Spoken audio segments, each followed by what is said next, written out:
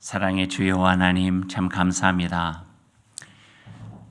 이제 주님께서 우리에게 들려주시는 그 귀한 말씀을 저희가 듣겠습니다. 마음을 열고 또 삶을 열어 주신 말씀 귀하게 여겨 가슴에 새기고 새겨주신 그 말씀으로 우리가 하나님의 사람답게 살아가고 주님 예수 그리스도를 따르는 제자답게 살기 위하여 애쓰겠습니다. 격려해 주시고 힘이 되어 주시고 우리보다 한 발 앞서가신 주님 예수 그리스도를 따라 살아가는 하나님의 신실한 자녀 되게 하여 주옵소서. 예수님의 이름으로 기도드립니다. 아멘. 오늘 우리가 만나는 사람은 니고데모입니다. 우리는 성경에서 만나지만 예수님 당시에 알만한 사람은 다 아는 이가 바로 니고데모였죠. 그만큼 유명한 사람이었습니다. 바리새인이었어요. 우리는 가지고 있는 편견 하나가 바리새인 하면 아주 나쁜 사람, 또 고집센 사람, 외식하는 사람 그렇게 알고 있는데 당시 유대인 중에서 바리새인들이 한 1% 정도 되고요. 율법을 자기네들의 삶 속에 어떤 것보다 더 중요하게 여기고 지키려고 애썼던 이들이 바리새인들이 있습니다. 그러다 보니까 조금 외골서적으로 나가는 부분이 있지만요. 또 니고데모는 사내들인 회원이라고 이야기를 해요. 사내들인 공의회 회원은 이스라엘에서 한 70명 정도 되어지는데 좀 쉽게 요즘과 비교하자면 말하자면 사법부예요. 정교 일치가 되어져 있으니까 율법을 잘 아는 명망 있는 사람들이 사법부를 이루고 70명이서 거기에 대한 모든 것들을 판단하고 분별하고 정하는 역할을 해왔죠. 또 거기에다가 오늘 소개하는 거 보니까 이스라엘 선생이라고 하는 것을 보니까 그 시대 사람들에게 꽤 영향력을 미칠 수 있는 사람이라 하는 것도 알 수가 있습니다. 훌륭한 조건이잖아요. 명망가요. 이름도 있고 명예도 있고 그것을 얻기 위해서 꽤 많은 노력들도 해왔겠다 짐작이 되는 분이 바로 니고데모입니다. 남 부러울 것 없이 지금까지 살아온 대로만 살아도 전혀 문제가 되지 않을 사람 니고데모. 그런 니고데모가 오늘 용기를 낸 거예요. 쉽지 않은 용기였죠. 신분이나 처지로 봤어도 자신과 걸맞지 않은 갈릴리 나사렛 출신에서 온 산에 예수를 만나러 가는 거예요. 그것도 밤에. 통속적으로 우리가 이야기한다면 이렇게 생각할 수도 있을 거예요. 적어도 자기의 신분이나 명예가 있고 자리가 있으니까 그 갈릴리에서 온 예수가 요즘에 많이 사람들이 같이 따른다 하는데 내가 좀 보자고 나한테 오라고 해라. 얼마든지 할 수 있는데 반대가 된 거죠. 그가 밤에 찾아가게 됩니다. 종교 질서 흔들고 예수님에게 붙었던 별명이에요. 죄인과 소외된 이들과 어울리며 논란의 중심에 서 있는 예수를 찾아갔다는 것만으로 단순한 일이 아니죠. 이걸 혹시나 누구가 알았다 하면은 자기의 명예에도 여러 가지 손상이 될 수 있는 사건임이 틀림이 없습니다. 그래서 그랬던가요? 그는 사람들이 눈에 띄지 않는 밤에 예수님을 몰래 찾아갑니다. 이것이 바로 니고데모와 예수님과의 첫 만남이었어요. 어두운 밤에 조용히 직접 예수를 찾아갔죠. 남의 눈을 피해서 왜 그랬을까? 짐작하기에는 성경적으로 꼭 확인해 보고 싶은 그 무엇인가가 있었겠다 생각이 되어집니다.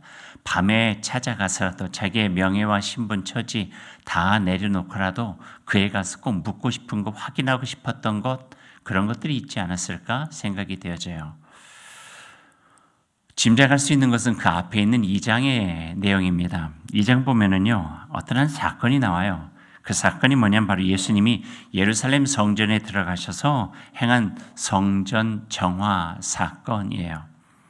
성전에 들어가셔서 소와 양과 비둘기 파는 상인들을 다 내쫓으셨잖아요. 그리고 엄청 화를 내시면서 성전을 못 오가는 발언까지 하세요. 너희가 거룩하다 여기는 이 성전을 헐어내라. 그럼 내가 사흘 만에 다시 세울 것이다. 그들에게 있어서 하나님의 성전, 예루살렘 성전이 어떤 의미인지를 알면서도 예수님께서 헐어내라, 내가 3일 만에 다시 세울 것이다. 예피한 부분들이 있긴 있지만 그대로 직역해서 들려지는 그들의 마음속에는 선을 했을 거예요. 어떻게 저런 말을 할 수 있지? 그 말을 왜 니고데모가 듣지 못했겠어요? 들었겠죠. 그 다음에 그 마음속에 궁금함이 생겼을 것 같아요. 저 사람이 도대체 누구길래 거룩한 예루살렘 성전에서 그런 행동을 하고 그런 말을 할 수 있을까? 무슨 권세가 그에게 있길래 그런 말을 하고 거침없이 행동할 수 있을까? 정말 그 사람이 이 시대에 보낸 하나님의 사람일까? 알아보고 싶은 생각, 궁금한 생각. 그래서 다른 사람들의 이야기를 전해 듣지 말고 내가 직접 그를 만나보고 싶고 그에게서 알아보고 싶다 하는 그 마음이 작용한 것은 아닐까 생각이 됩니다. 그러니 몰래 그 밤에 신분상에도 많이 차이가 있는 예수님을 찾아가게 된 것이죠.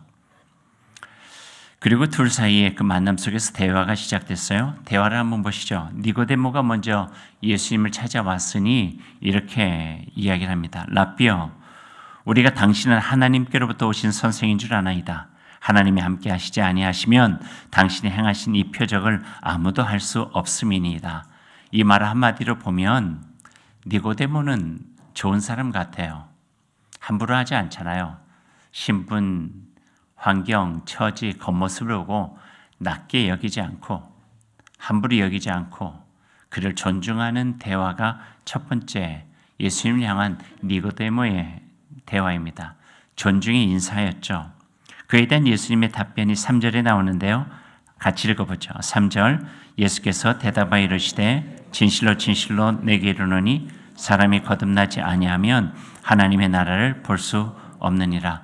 반말로 되어져 있는 것은 성경을 쓰는 원칙 때문에 그렇죠. 우리들이 예수님 잘 알잖아요. 존대하셨을 것 같아요.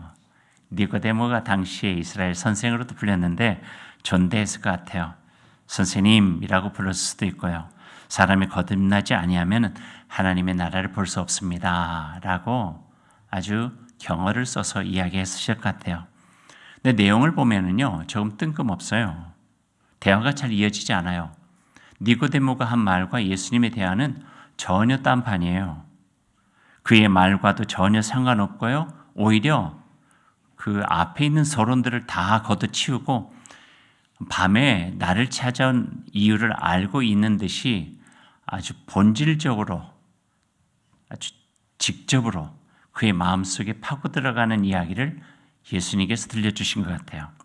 거듭남, 영생, 하나님 나라의 구원. 니고데모가 찾아올 때 거기에 대한 궁금함이 있었잖아요. 저가 하나님의 사람이라면 지금 이렇게 하는 일은 무엇일까? 이스라엘 선생이라 칭송받는 이가 자기를 찾아온 이유를 예수님께서는 직시하고 그의 진정한 관심사라 여겨진 것을 예수님께서 직접 언급하시는 모습을 보게 됩니다. 그리고 4절 말씀 니고데모가 거기에 대해서 이렇게 대답을 해요. 니고데모가 이르되 사람이 늙으면 어떻게 날 수 있사옵나이까? 두 번째 모태에 들어갔다 날 수 있사옵나이까? 궁금한 걸 다시 한번 질문하죠. 이에 대한 예수님께서 하신 대답이 5절에서 8절 말씀까지 나오고 있는데요. 이 말씀을 우리 같이 한번 읽어보시죠. 5절에서 8절까지요. 예수께서 대답하시되 진실로 진실로 너에게 이르노니 사람이 물과 성령으로 나지 아니하면 하나님의 나라에 들어갈 수 없느니라. 육으로 난 것은 육이요 영으로 난 것은 영이니 내가 내게 거듭나야 하겠다는 말을 놀랍게 여기지 말라. 바람이 임으로 불매 네가 그 소리는 들어도 어디서 와서 어디로 가는지 알지 못하나니 성령으로 난 사람도 다 그러하니라. 이렇게 대화가 시작되어져서 이 대화는 21절까지 계속돼요. 한참 동안이나. 그 내용에는 구약 성경으로부터 이어지는 하나님의 구원에 대한 이야기도 담겨 있고요. 또 성령의 존재가 어떤 의미인가 하는 것도 담겨 있고요. 그리고 진리의 빛 대신 예수님 자신이 자신을 드러내는 이야기까지 21절 말씀까지 계속 담겨져 있죠. 우리가 잘 아는 구절 하나도 있어요. 어떤 구절이에요? 요한복음 3장 16절. 하나님의 세상을 이처럼 사랑하사 독생자를 주셨으니 이는 그를 믿는 자마다 멸망하지 않고 영생을 얻게 하려 하심이라. 이 말씀이 니고데모와의 대화 중에 나온 예수님의 대답이었어요. 그러니 이 모든 것들을 알기 위해서는 시간이 꽤 필요하고 조금 더 깊게 신학적으로 성서적으로 이 내용들을 함께 나눠야 될 필요가 있습니다. 하지만 오늘 이 의미를 나누기보다는 조금 다음 시간으로 미루고요. 좀 다른 부분에 집중을 하고 싶습니다. 그 부분이 오늘 설교 제목과도 연결이 되어져요. 용기예요. 니고데모의 용기. 생각해보면 조금 전에도 말씀드렸지만 니고데모는 그 무엇 하나 부를 것 없는 사람이에요. 부를 것 없고 겉모습을 보면 다 모든 것들을 성취하고 이룬 것 같은 분이었죠. 그런데 다른 사람에게 쉽게 터놓을 수가 없었던 그 안에 있는 고민이 있었던 것 같습니다. 특별히 자기가 율법의 전공자잖아요. 바리새인. 이스라엘 선생님이 다른 사람한테 질문에 대해서 답을 하는 입장이었는데 그럼에도 불구하고 늘 그 마음속에 공허하게 느껴지던, 궁금하게 느껴지던, 정말 내 안에 내 신앙과 삶을 통하여 풀지 않으면 안 될 것만 같은 그 무언가가 그 속에 있었다 하는 것이죠. 풀리지 않는 근본적인 질문, 진리에 대한 질문, 궁극적인 질문이에요. 다른 말로 표현해 보면은요, 채워지지 않는 영적인 갈망, 이렇게 표현할 수 있을까요? 조금 느껴지세요? 내 속에는 그게 없나? 모태신앙이고 오랫동안 신앙생활을 해왔고 교회를 다녔는데 내 안에 정말 알고 싶은 진리, 해결되지 않고는 신앙의 참된 의미와 내가 예수 그리스도의 사람을 살아가는데 안 될 것 같은 내 안에 꼭 채워져야 되는 그 무언가, 이 영적인 갈망이거든요. 신앙적 갈증이라고도 표현할 수 있을 것 같아요. 겉으로 보면 알 수 없어요. 겉으로 본다고 어떻게 알겠어요? 주일 예배 반듯하게 나오고 성경도 잘 읽고 기도도 하고 누군가의 그 신앙적인 대화도 하고, 그런데 돌아서서 혼자 있을 때 마치 니고데모가 경험했던 그 밤처럼 그 마음속에 예수님을 찾고자 하는 신앙적 갈증들, 정말 예수 그리스도를 믿는다는 것이 어떤 의미일까? 내가 하나님의 자녀가 된다는 것이 어떤 의미일까? 신실하게 신앙의 삶을 살아간다고 하는 것은 어떤 삶을 살아가야 되는 걸까? 직접적으로 내 속에 다가오는 질문들이라는 것이죠. 니고데모가 그랬어요. 그의 내면에는 채우려 해도 채울 수 없는 갈증과 공허함이 있었죠. 내면 깊은 곳에 늘 도사리고 있었던 허전함, 불만족, 그리고 그를 사로잡은 영적인 목마름이 바로 그 자신을 괴롭히고 있었던 거예요. 자기의 명예와 신분 때문에 쉽게 드러낼 수는 없는데 혼자 하나님 앞에 단독자로 서게 되면 내 안에 채워져야 될 것들이 비어있는 채로 남아있는 것에 대한 괴로움들, 이게 이 니고데모의 마음속에 있어 그것도 야밤에 신분적으로 한참 차이가 나지만 그를 통하여서 다시 한번 내 속에 있는 갈망을 채우고자 하는 그 발걸음이 니고데모의 용기 있는 발걸음이었다 생각이 되어지는 것이죠. 그럴 수밖에 없어요. 분명한 게 하나가 있거든요. 자신이 가장 중요하게 생각하고 지금까지 지켜온 관습적 종교와 행위로는 마음의 평안과 진정한 기쁨을 얻을 수 없는 것이 당연하기 때문에 그래요. 진정한 신앙의 기쁨이 어디서 오나요? 예수 그리스도와의 인격적 만남에서 오고요. 하나님의 놀라우신 은혜 가운데 우리가 함께할 때 누릴 수 있는 것이지, 겉모습에 주어져 있는 제도나 종교적인 관습 속에서 우리의 삶을 채워낼 수 있는 것은 아니기 때문에 그렇죠. 그래서 오늘 니고데모가 용기를 낸 거예요. 그저 묻어두지 않았어요. 삶에서 해결해야 될 가장 중요한 문제라 여기고 이것을 풀지 않으면 안 되겠다 마음 먹고 용기를 내서 예수님을 찾아간 것이죠. 진리를 향한 용기예요. 하나님과 더 가까이 하고자 하는 용기예요. 내 삶을 하나님 안에서 더욱 신실하고 진실되게 갖고 진정 인생을 가장 값지게 살고자 하는 용기였어요. 나의 이름 앞에 늘 붙어 있었던 그리스도인, 하나님의 사람, 신앙인, 예수 그리스도를 믿는 사람, 이 문제를 온전하게 내가 해결하지 않고는 그저 겉부리처럼 살아갈 수밖에 없다고 하는 현실적인 허무함과 허전함이 예수 그리스도를 향하여 나아가게 한 믿음의 용기가 되어졌다는 것이죠. 영적 각성이라고 하는 말이 있어요. 영적 각성은 깨닫는 거예요. 어떤 깨달음인가? 내 안에 언젠가부터 예수로 인해서 느꼈던 기쁨과 하나님께서 베푸시는 사랑과 은총이 사라져버린 것 같은 느낌, 그걸 깨닫는 거예요. 그것은 이렇게 고백되죠. 이렇게 사는 게 맞나? 이렇게 신앙생활하는 것이 맞나? 이렇게 오가는 신자로 그저 살아가는 것이 내가 진정 믿음을 가지고 살아가는 삶인가?